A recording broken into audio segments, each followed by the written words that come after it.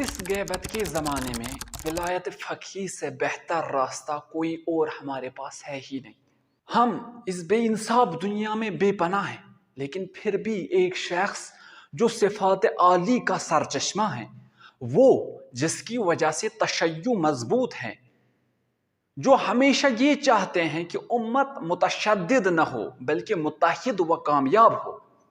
تمام دشمنان اسلام، دشمنان امام زمانہ عجل اللہ تعالی فرج شریف، اس علمدار کو جو حضرت امام زمانہ عجل اللہ تعالی فرج شریف کے سربازوں میں ایک سرباز ہیں،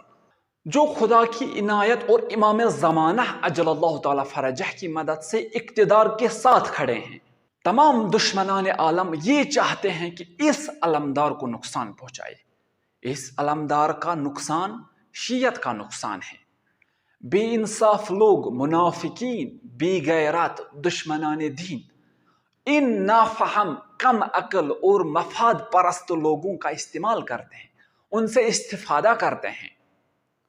نوبت یہاں تک آ پہنچی ہے کہ بدکار، بے غیرت، مفاد پرست لوگوں کی حمایت کی جاتی ہے۔ ان کی حمایت اس لیے کی جاتی ہے کہ اس علمدار پر حملہ کیا جائے، ان کی حمایت اس لیے کی جاتی ہے کہ اس علمدار کو نقصان پہنچایا جائے۔ خداوند ان کا سایہ تا ظہور امام زمانہ عجل اللہ تعالی فرج شریف ہمارے سروں پر باقی قائم و دائم